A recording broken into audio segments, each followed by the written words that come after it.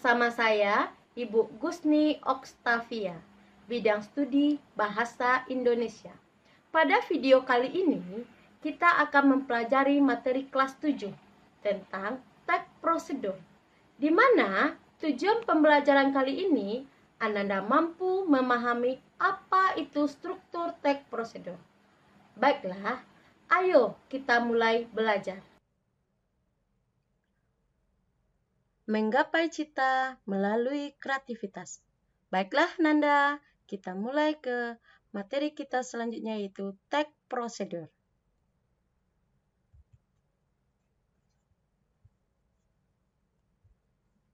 Perhatikan gambar di bawah ini. Coba lihat apa saja yang muncul dari sana.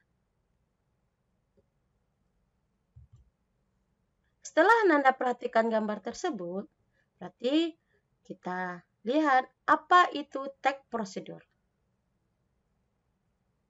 Tag prosedur merupakan teks yang berisi tentang langkah-langkah yang harus diikuti agar suatu pekerjaan dapat dilakukan.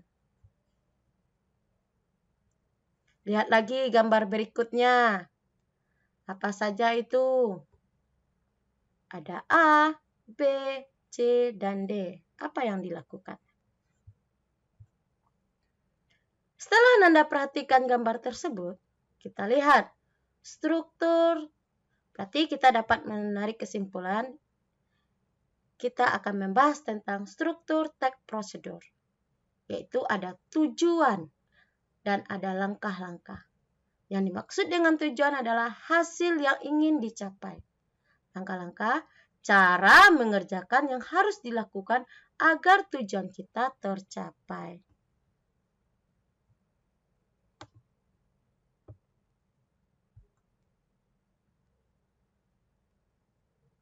Menulis petunjuk melakukan. Petunjuk sesuatu yang penting untuk menunjukkan sesuatu yang harus dilakukan. Petunjuk dapat diartikan. Yang pertama, petunjuk melakukan sesuatu. Yang kedua, petunjuk menggunakan sesuatu. Yang ketiga, petunjuk membuat sesuatu. Berarti kita rangkum apa itu petunjuk. Petunjuk yaitu ketentuan yang memberi arah atau bimbingan bagaimana sesuatu harus dilakukan.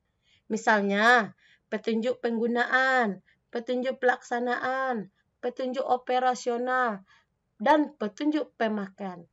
Dalam kehidupan sehari-hari, kita dapat dengan mudah menemukan petunjuk pada bungkus makanan instan, obat-obatan, kemasan barang, atau mainan rakitan. Berdasarkan contoh di atas, tampak bahwa bahasa yang digunakan dalam petunjuk berupa kalimat perintah. Hal itu ditandai dengan kata-kata seperti harus dan kata kerja imperatif. Contohnya, perintah, suruhan, dan larangan. Penulisan petunjuk bertujuan agar konsumen tidak mengalami kesulitan atau keliru dalam menggunakan suatu produk. Oleh karena itu, petunjuk penggunaan atau petunjuk yang lain harus ditulis dengan bahasa yang efektif dan jelas.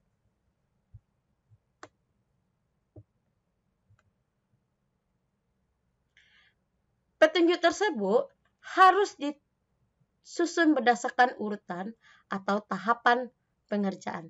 Lebih baik jika petunjuk tersebut dilengkapi dengan gambar yang sesuai dengan isi petunjuk. Sebuah petunjuk dapat disusun dengan urutan pernyataan sebagai berikut. A. Dari hal yang penting ke hal yang tidak penting. B. Dari hal yang umum ke hal yang khusus. C. Dari tahap awal ke tahap akhir. Ciri-ciri dan syarat pembuatan petunjuk. 1.